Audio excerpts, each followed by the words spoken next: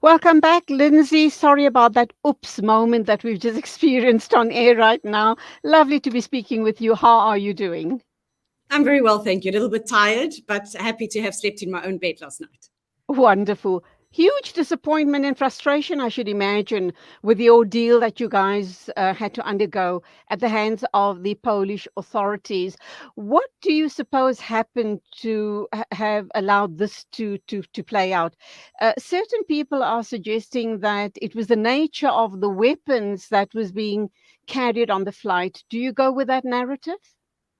Well, look, I'm not a weapons expert. I did see what was being, I should rather say, offloaded on Wednesday night at Waterkloof Air Force Base. You know, these large containers that look a little bit like guitar cases. And my, guess would be those are rifles in there. But I mean, it was also our luggage. It was rolls of toilet paper. It was boxes of dried food that was on that plane. But certainly, yes, there were two big boxes that we don't know what was inside those boxes. We can only presume that's ammunition. But certainly, I don't think that flight was carrying weapons over and above what would essentially be required by these special field force members in the ordinary course of their duty to protect the president. So certainly there were weapons on board. But Julie, I think it was a whole host of factors, bureaucracy, the actual maybe failure on the part of the South African police force to have the correct documentation, the correct permits to enter a country with those kinds of weapons. And so I think it was a perfect storm of a whole host of factors that, with hindsight, when we look at it now, I think was always going to be problematic. And certainly some of those on board that aircraft said to me, it wasn't the first time that a plane carrying the kind of weaponry that we were carrying had proven problematic en route to, destinations around the world to protect the president. Surely the powers that be should have realized that we needed to have done all of the necessary checks and balances for us not to find ourselves in a position like this. Apart from it being very embarrassing and disappointing for the journalists and other personnel that were accompanying the president, it also puts your lives at risk. And it shows up the incompetencies of government officials yet once again. Well, they will insist, Julie, that they had all the correct documentation. It wasn't until we were on that plane for almost maybe about 10 hours. It was shortly before midnight. We had landed just after about 1 o'clock local time in Warsaw that, we actually were drawn into, or the details were shared with us. We were led to believe that it had to do with having the actual original permits and certification to show to authorities on the ground. Meanwhile, it would appear that the aircraft we were traveling on only had copies that they could produce that wasn't sufficient to Polish authorities.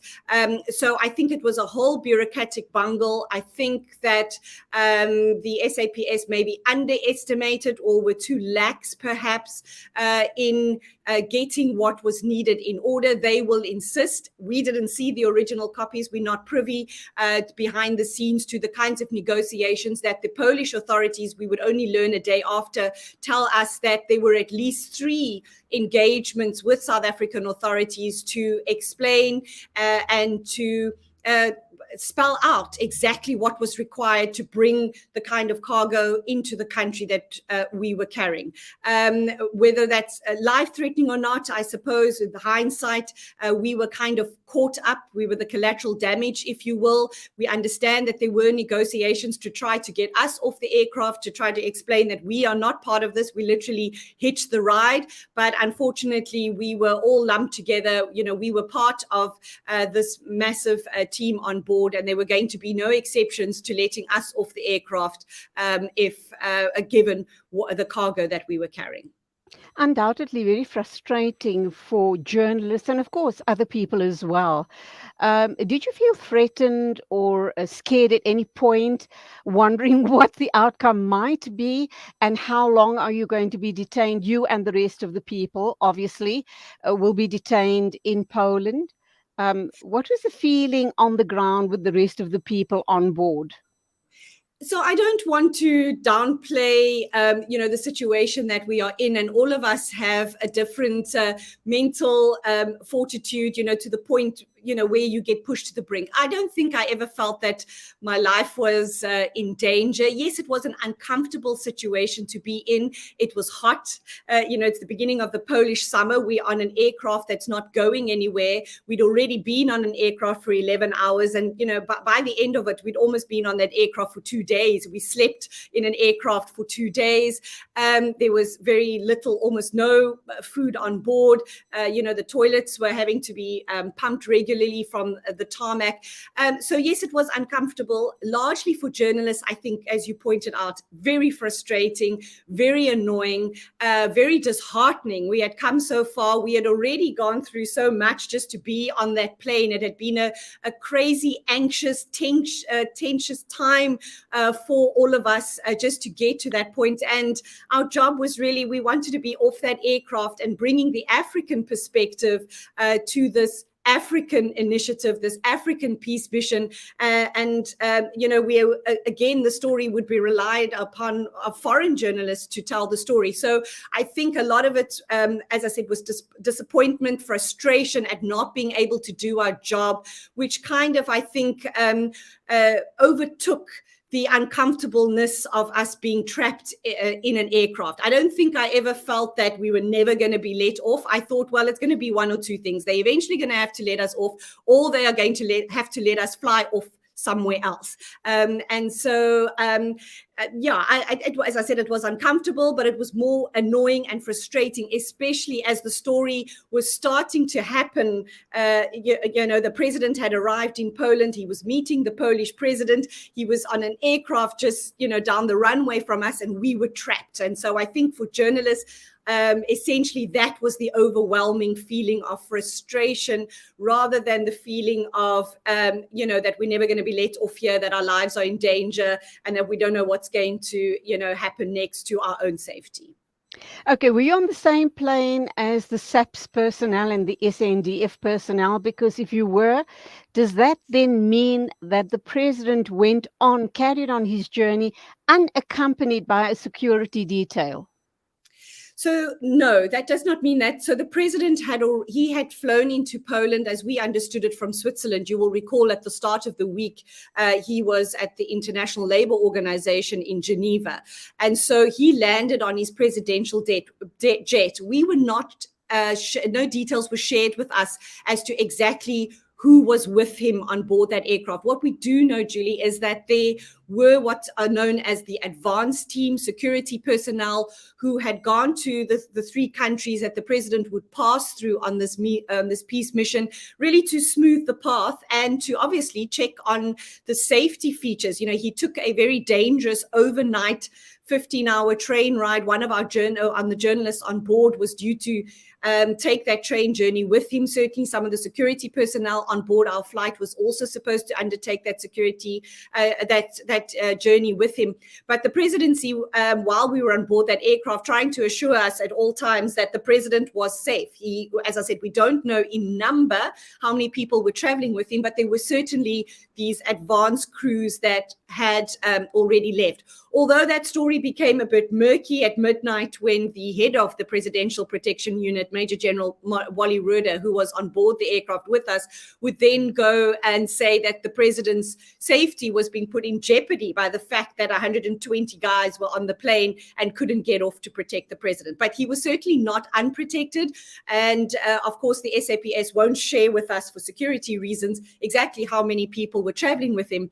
But at the end of all of this, Julie, I think it does then beg the question that if the president could travel to a war-torn country with however many security members he had with us, it was certainly, we would guess, fewer than the number we had on board the aircraft. And then begs the question, well, then did the president really need all the guys that were on board that aircraft to ensure his safety as he traveled to Ukraine and Russia. Absolutely. The DA is making big noises about this whole situation and the very huge detail that went along with the president, including the flight that you guys were on. And they're questioning the cost to the taxpayer. Really believe that it was a huge waste of taxpayers' money. That is an issue on the side, which I undoubtedly will be discussed at length in the coming days. But getting back to you and the rest of the personnel on board, how did everything else then play out? You were detained on the aircraft. You talk about ablution facilities, possibly the shortage of food. Did the Polish authorities then eventually allow you guys to, disembark, get a bit of exercise, supply some food, treat you guys at least as guests, but are being, detained under their watch? So, Julie, firstly, I mean, we all had visas to be there legally. Obviously, most of the security people on board, they travel with diplomatic passports. It allows them, a passage without question. All the journalists on board, we were literally on an amazing race journey on last week, Friday, to get these visas. I traveled back to Pretoria on Monday last week to pick this up. So we were legally on board that aircraft. It is untrue what is stated in that Polish statement that was issued the day after that they provided us with food. That certainly wasn't true. We did get an order of Burger King at around midnight on Thursday evening going into Friday morning, but that was courtesy of the South African High Commission. And when we were allowed to disembark some 26 hours later, there was the caveat that we had to leave the luggage that was in the hold. We had to leave it all behind. And for broadcasters, that meant also their equipment, which was stored in the hold. So we literally had to get off the plane with what we had traveled with on board. As you can imagine, that wasn't clothes, that wasn't toiletries. And so once we were off that plane, we were moved through border control very quickly and out into the terminal. And then we were literally left back into the hands of the SAPS, who then organized, and our diplomats on the ground in Poland, who had organized a hotel for us to overnight. But it meant that we all had to go to the mall. We had to go buy new clothes. We had to go buy toiletries so that we could check into this hotel. And at that time, Julie, we were still holding out the hope that by the Saturday morning, we might still be allowed to fly out of Poland and onto Russia. But as it all turned out, that was also not meant to be, not due to the fault of the Polish authorities, I might add. But as we understand it, part of our bureaucratic bungle in South Africa, that it appeared we couldn't get either an aircraft to take us there, neither could we get the aircraft that we had come on, could not get the necessary clearances to take us to Russia. So that we understand was maybe not as a result of the Polish authorities, but it appeared that it was the poor planning, the inability of our own government to be able to plan to take, not just us, I mean, more primarily all the security forces on board to take them to Russia. A huge disappointment, undoubtedly, for everybody on board, for everyone here in South Africa as well, because we would have loved to have gotten the story, as you say, from African journalists, the African perspective. But still, it has led to a story, albeit a different kind of story, but your experience of these type of bungles and how it can play out in certain instances. I guess, you're fortunate in this situation, all of you for that matter, that no one was hurt. There was no risk to life, limb, etc. But that is a real situation. It could happen anywhere else in the world at any time if we don't get our act in order regarding these type of bungles. What have you learned from this experience, Lindsay? Look, I think we always, as journalists, we're always reporting about this kind of fruitless and wasteful expenditure. And now we have had a bird's eye view of what that what that means in reality. Yes, we would, if we had not been on board that aircraft, we would, just like the rest of the world, be reporting on it from afar. I mean, certainly we became the story rather than covering the story we were sent to cover. So I think what we've learned, we've been given a bird's bird's eye view of what happens when, we get it wrong, when there are bureaucratic bungles. And sure, the questions being asked about the money being spent are very valid. And as you point out, it's probably going to consume much of the talk in the coming weeks. I should, however, point out, Julie, that while the journalists, yes, we did essentially travel for free, hitch a ride, as you will, on this aircraft, all our media houses, and by my count, that's 7, paid for all our visas, for all our accommodation, which we have now also lost. We paid up front. We never took up those rooms in the various countries we were meant to travel to. Our companies paid for all the costs related to us having gone on this assignment, other than the seat on that aircraft. What exactly that cost, we do not know. I mean, we can guess, and aviation experts can give us an idea of what it costs to charter an aircraft like that SAA Airbus that we were on. So that is several, obviously, millions of rand. And ultimately, we had the country's top elite tactical special field force, SANDF, the head of the presidential security. We had all these people on board at great cost to the taxpayer, stranded on a runway, not able to perform their job. Let's take the journalists out of the equation and us not being able to do our jobs. But you have a very real situation of what we essentially always write about, this fruitless and wasteful expenditure, and all the questions then that it now raises as to whether, as I've pointed out earlier, it is really, really necessary for the president to travel with such a massive contingent. I mean, as our understanding goes, they would have been split. Some of them would have traveled with him to Ukraine. The other half would have traveled with him to Russia. And at the time we were on board that aircraft, there was even talk that we would, on our way back to South Africa, we would drop some of them off in France, for where the president at the time was then due to attend a financial summit, which I think subsequently had been pulled from the program after the happenings of this past weekend. But so, yes, certainly what I think we've learned is, as I said, we've been given a bird's eye view of the bureaucratic bungles behind the scene. It took almost 4 days for us to actually take off because of a series of errors and a series of things that were just falling apart, plans that couldn't be put into place. And so I think we've learned a lot from behind the scenes of what it really means, and also to see geopolitics, as the politicians will throw at us all the time, to see what that really means in practice. What a shambles, and truly shows up in a very, very poor light. Undoubtedly, well, I hope anyway, that an investigation will be underway regarding the shambles, and hopefully heads will roll. Or is that asking for too much as far as accountability is concerned by the South African government? I think some members of the South African police services have a lot of, answering to do. Yes, they will blame it on the kinds of situation we were going into. And yes, we have to acknowledge, Julie, this is not an ordinary situation. You weren't organizing a trip to England or Paris. You're organizing a trip to a war-torn country, and we have to acknowledge that.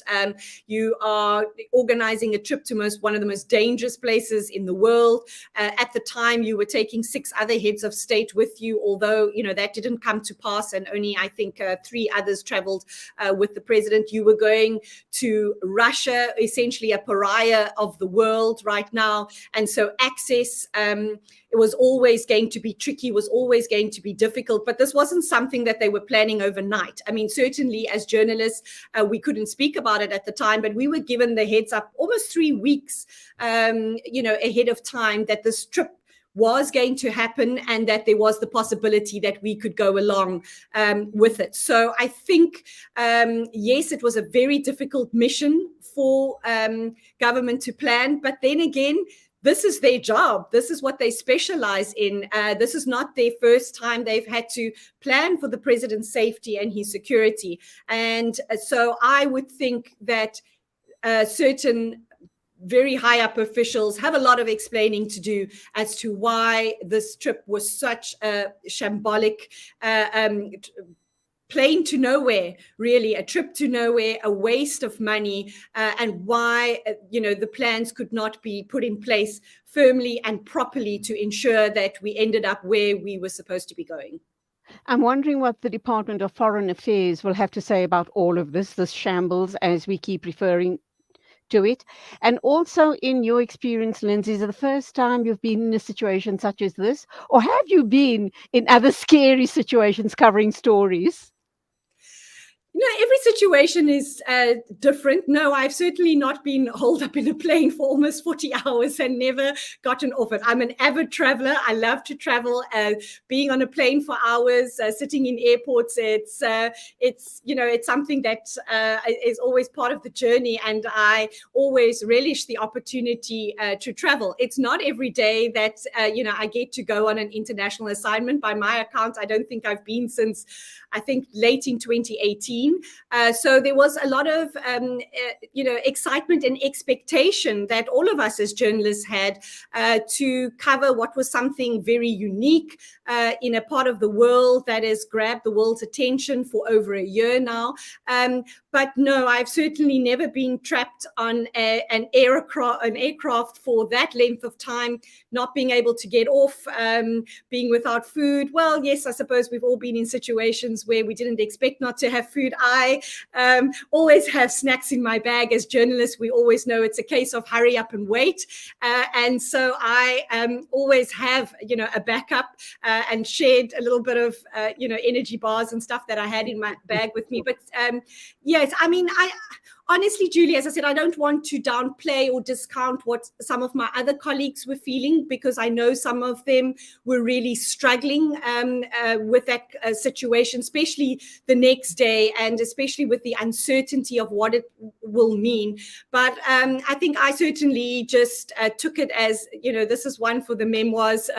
This is something very unique. It's something, a story that I didn't expect to become part of the story, and one that I will probably be able to relay for a lifetime. It was certainly a very unusual situation. It wasn't comfortable, but it wasn't also so unbearable that that we either felt that our lives were under threat, or that there wasn't going to be an end in sight. So for me at the time, this was just something we had to get ourselves through, and that I believed at the time we would eventually, the impasse had to be broken in some way, and the least of it, that the plane would take off eventually, and we would eventually be allowed to go somewhere. I didn't ever feel that this was going to be an indefinite situation, that we would be stuck for days and months, but it certainly was unfair.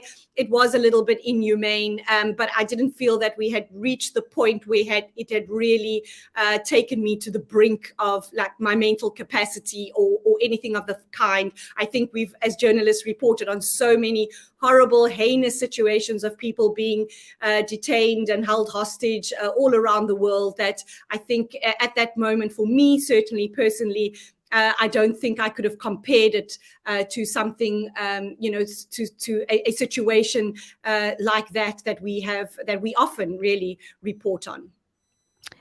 Undoubtedly very traumatic. As you've indicated, you managed well, but there were other people that didn't manage as quite as well as you did, and it's going to take them a while to get over this. What a story.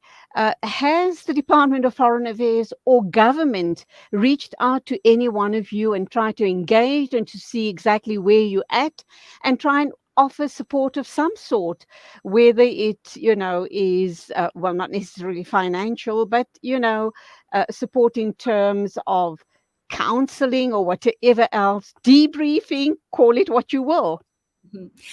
No, to be honest, they haven't. But I will say that, they were, as much as we could be, in communication with us. There was one presidency official on board with us, who was, kind of the caretaker of the group. But we did have WhatsApp communication. Well, certainly for those who were able to roam. Many of us didn't have access to communication because we were expecting to travel onto Russia, and not being able to get off the plane, we were unable to buy SIM cards or anything. Our phones were running down. The plane didn't have access for all of us to charge phones. There were only certain parts of the plane that we had to move to. And so, other than the regular communication to say, sorry, guys, I'm sorry that this has happened to you.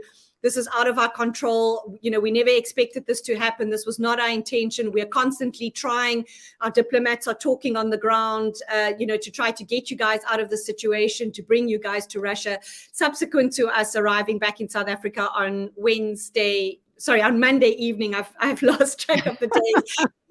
On Monday evening, no, we haven't, that no one has reached out to us to, as you put it, to debrief about the situation. Yes, there have been apologies for what we've experienced, but no further, communication, regards, how we cope with what we've experienced going forward.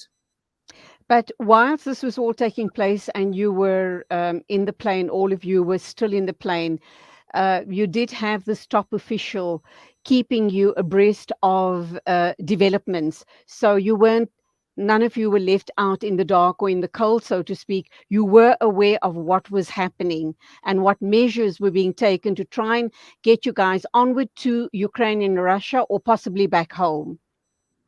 Yes and no, but I think primarily as journalists, I think the agitation was not so much about getting us home. We wanted to go where the story was. We wanted to come and do our jobs. And so a lot of what was going back and forth on that WhatsApp group was, what's going on. And I think tensions really flared when we knew that the president was down the runway from us. He was getting off a plane. He was, this was not part of our program. It was never part of the program for us to get off the plane and to go and travel with the president to meet with the Polish president. We didn't even know that was happening. But once we did know it was happening, we wanted off that plane. And I think by the time the president took off from Warsaw, where we were still trapped in this plane, and the clock was ticking down on our colleagues who were going to travel onto Ukraine from catching up with the president and getting on that train. I think the frustration was more growing that we were being left behind on the story that we had come to cover. And so a lot of what was going back and forth on that WhatsApp group was demanding information, like what's going on, who's the president meeting, what is being said. Why aren't we being let off this plane? Why can we not be where the story we have come to cover is happening? So that was a lot of the communication. And as I said, as night was falling, as it became clear we were going to spend another night on this aircraft, as it became clear we were not going to be able to cover the first leg of this journey, a lot was about, what is happening? What are you doing to get us off here or get us to where we need to go? So I think as journalists, a lot of the frustration was less about, us and getting us home or, about us personally. It was us wanting to be let off that plane and wanting to be let in on the story that we had come to cover, especially when it became apparent that journalists in South Africa were now covering the story and we were right there and we couldn't. And we didn't have access to the information. And there was a lot of demands from, journalists, like, send us the information. We want the sound bites. We want what's going on. And that was the overwhelming, growing frustration, certainly amongst the journalists. I think for a very long time, over and above, what it was meaning for us personally to be trapped on an aeroplane. Finally, Lindsay, let's look at the situation. It sounded very, very constrained as far as all of you were concerned. And as journalists, where and how was the information trickling into you, to you guys?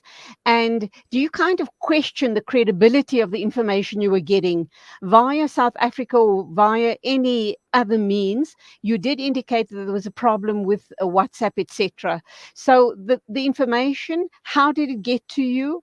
Did you kind of question the credibility? And how did you know this is true, this is not true, this is credible, someone's spinning a yarn here? It must have been awfully difficult. It was. And as I said, as the international media were now starting to cover the story, we were becoming the story. There were Polish media clamoring along the fence, along the airfield, taking photos of our plane, etc. But I think when it really did become problematic for all of us not to be on the ground firsthand was when reports were coming through from Reuters, I think, and AFP, that there were airstrikes in Ukraine. It was reaching us about Friday mid-morning. The president had already disembarked from the plane. He was, on his way to the mass grave site in Bucha, as I recall it to have been, and we were not there. And of course, the flurry of messages then that went back and forth from the journalists to those in the presidency who were on the ground as to, are there really airstrikes? What is happening? Is the president safe? And then we would later learn that the presidential spokesperson, then in a measure downplaying what we understood to be a very serious, a situation unfolding in Kyiv. And that really took journalists to their absolute brink, to their point that, can what's coming through now be trusted? We are not there to witness it firsthand, and it was really then becoming problematic that we could essentially have just been in our offices in South Africa relying on government statements and government voice notes, to tell the South African side of what was unfolding, and there was no counter narrative or to what international media were reporting, and then we had to start to doubt the veracity of the information that was being fed to us, because we were not able to witness it firsthand, and we were then getting conflicting information from the international media versus those who were on the ground, the government officials who were on the ground. And so I think that was extremely problematic for all of us. And when tensions really then started to rise, that we needed to get off that plane ASAP. Lindsay Dentlinger, what a story. EWN reporter, or rather journalist, talking to us about her ordeal in Poland on that accompanying plane of the president's visit to the Ukraine and Russia. It's been absolutely marvelous talking with you this morning. So glad that all of you are safe. And imagine you've become the story. You guys have become the story. Something we never want to be. On the opposite side, but it was lovely talking to you. Amazing story that you shared with us, and something for you to think about, your memoirs or perhaps a book in the future. Thank you so very much for sharing with us. Lovely talking with you. Go well and God bless. Thank you very much. It is exactly 8:38 News and Views on Salam Media. Next, we are going to be talking to another amazing person, and that, of course, is Dr. Shakira Chunara. She's an activist and an award-winning public health practitioner. She's going to be talking to us about her frustrations as a young person in the country, asking about the future of the youth in South Africa.